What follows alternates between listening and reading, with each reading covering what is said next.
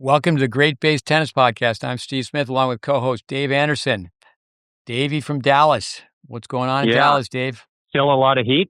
We're getting ready to host the World Pickleball Championships coming up shortly. They began construction on the stadiums, and the club is going to be in a temporary state of chaos for about a month. The plus, if you love tennis, is every year we get a brand new surface on all of our courts. So they come in and they paint pickleball courts on, our outdoor and covered court building, and then immediately start breaking it down, and we get brand new surface every year. So it's pretty cool. The heat wave, it's October. It hasn't broke yet?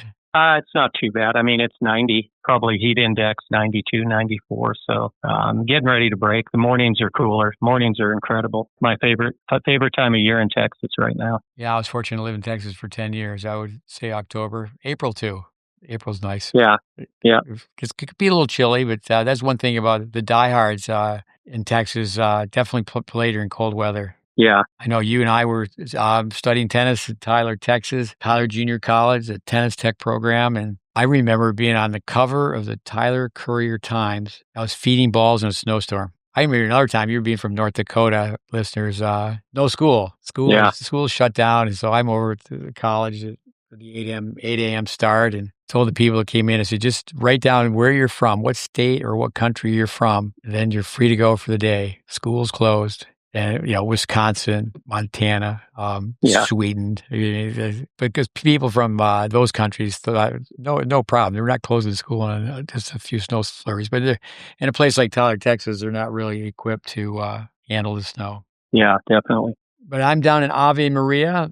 Still a little warm here, and we're talking about a program coming up. Dave's going to come out here to Ave Maria, inland from Naples, and we're going to run a program called Tennis's Golden Growth Opportunity. And golden means trying to carry the torch from tennis teachers from the past. I think that the 8 pillars that we have, previously we talked about Welby Van Horn and Dennis Vandermeer briefly. If you get deep into our content, find out a lot about those 2 individuals. The workshop's December 18th to the 20th, 3 days, 8 hours a day, 24 hours. We're charging $365. The proceeds will go to the Ave Maria tennis program. And we think if people attend, we know if people attend, it'll help them for 365 days. But going with the pillars, why don't you name one and I'll name one? Yeah, I mean, I don't think one day goes by that I don't use some of the information that I was exposed to that I stole from Jim Lehrer. I mean, to say he was a pioneer in that field in tennis is incredible. The field of peak performance, mental toughness. Continue to kind of study anything I can with him. Even, we're blessed here to have an incredible person, Dr. Tracy King, who has been on the podcast. I just constantly find myself going back to Leohr and his teachings, and how, in a sense, he had a very systematic approach, just like kind of the GreatBase in regard to technical training. Leohr with his 16-second Kier, with the 12 tips, things for mental toughness that it's ongoing with him. So I really have a fond place in my heart for him, and feel fortunate that I was able to sit in a room and really duct tape my mouth and get my notebook out when it came to listen. Yeah, Jim and Jim, going along with Jim Lehrer, I'll mention Jim Verdieck on our podcast. Now we're 250 plus. We interviewed Jim Lehrer, but prior to doing so, he's someone definitely should be in the Hall of Fame, International Tennis Hall of Fame. But Jim, he was a guest on our podcast. Jim Verdieck, certainly we dedicated a couple of podcasts to Jim Verdieck, but we had his son, Doug Verdieck, and he actually read a letter that his father wrote to he wrote and then he handed out to all incoming freshmen. That's something that we need to do here at Ave Maria. Very, very emotional. Doug was being inducted into International Tennis Hall of Fame, and I was right around the corner where it was being held in Orlando. But I just had some guests pop in, and I was dressed and ready to go, and I didn't get to go where he was inducted to the Hall of Fame, where he talked about his dad. But Jim Verdieck, he was at Redlands. Go back and listen to the podcast. I mean, amazing individual. The 2 Jims, they both, if you can believe it, small school, Sweetbriar College, and it's in Virginia. I'm trying to think of the name of the town in Virginia. Small little town. But they were both there in the summer with Dennis. What an amazing experience going back. Of course, they had Tennis University 1, Tennis University 2, Tennis University 3. One thing about our course, Tennis Intelligence Applied, we mentioned over 100 coaches, but we have Jim Verdieck down for team and Jim Lehrer for the mental, emotional side of things. Go ahead. Why don't you say a few more things about those two guys? Well, Jim Verdieck, I mean, if we could take what he had in him, draw a little blood and give it to our society, we'd be in a better place, because I just think that the guy was an inspiration. You could feel his energy when he spoke. He stood for all the right things. Winning was important, but character development was way more important.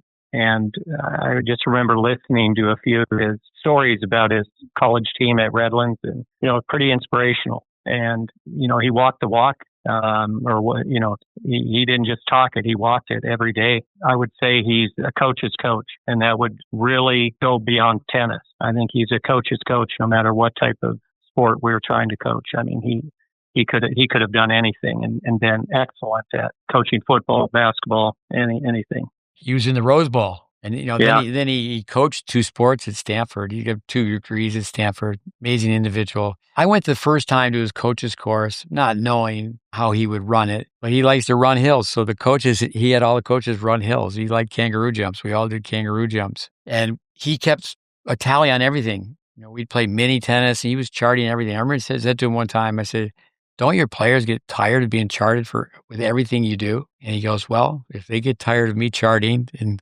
keeping score, they're not going to be there for me when it counts in the national tournament." He's the only person I know that I just think it's a great line. It's okay to be dumb for a young kid. It's okay to be dumb, but don't be lazy. And I can't think of being called lazy before, but when I think of myself with Jim Verdieck, I'm watching tennis on TV, and I'm lazy compared to him because I never, ever sat with him where he wasn't charting matches. So anyway, I go through the program the first year. I had so much fun. I said, I'm going back the second year. But it was one of those things where I used to do a lot of distance running, but I got off track, and I was up 10, 12 pounds. And, I'm a young guy. I'm in my late 20s, I guess. I walk in, and he says, Steve, you're overweight. And he started calling me Slow Steve. And he introduced me. He goes, just think that he was a player, had a good freshman year, came in, played 1 or 2, because that's what I was ranked within his program, 1 or 2 at one summer camp with all the coaches. And so then Verdieck coached Jim's, and I'm slow. So, to the point where I was doing extra hills. They go to lunch, and he said, all right, we're going to lunch. We're going to take an hour and a half break. But Steve, you got to run for 30 minutes, and then you can join us. He just treated everybody in that course like they were a player. Jim Lehrer had so much respect for Jim Verdieck. Everybody did. He said that Jim Verdieck came out of his mother's womb with a baseball cap and a clipboard and a whistle. But team building. So, I would think this upcoming workshop that we have, I know for years we ran one in Tampa, and it worked out where a lot of the college coaches could come because they're in the area. They're recruiting at the Eddie Herr and the Orange Bowl. And I think even if they're not recruiting, they're in the area just to take a little time in sunny Florida. Jim Lehrer, though, he was a baseball player, is a baseball player, was from Colorado, former baseball player. He had a big serve, but he didn't have the best forehand. I matched up pretty well against him because I could return serve. He won some national father-son with Jeff. We used to tease that he had not read his own book, Dr. Mental Toughness.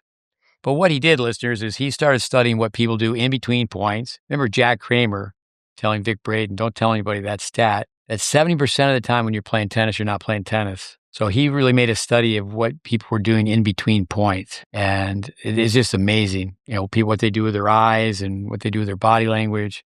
You could find it online, I think it was 1984, 12 different steps to physically be better mentally. Like you could tell a competitor, what do they do with their eyes? Larry used to teach people, he used to show animals hunting in the wild, the eyes of a competitor, what they do with their breathing, what do they do with their pace? How fast, how slow. The language you hear, I think anybody you hear speaking today on the mental part of the game in tennis, or even in any sport, even sound bites from ESPN, you can just hear the Lehrerisms, the confident fighter image. But Jim Verdieck, you see what I mean? Don't you want to get 1% better? The 10-minute warm-up drill. People go to Tennis Intelligence Applied, the Jim Verdieck 10-minute warm-up drill. Here's a guy who won 15 national championships, no scholarships. And, he was in NAIA at one time, and then it was Division III. We are doing it today, just trying to teach these players routines. We're just meeting these players. When you miss, you run after the ball. When you miss, you say you're sorry. And you just don't want to waste time.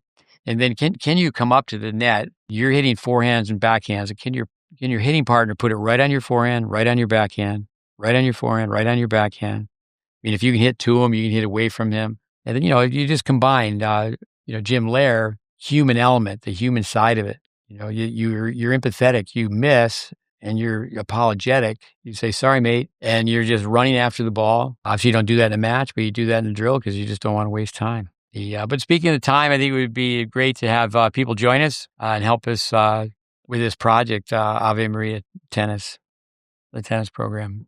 What else on the two gyms? We'll sign off. Well, I think, again, the beauty of the GreatBase, this incredible tale of these people who came before us, and some are still here, and it's an amazing gathering of their work to be able to share it and keep it alive and just keep feeding it to the next generation.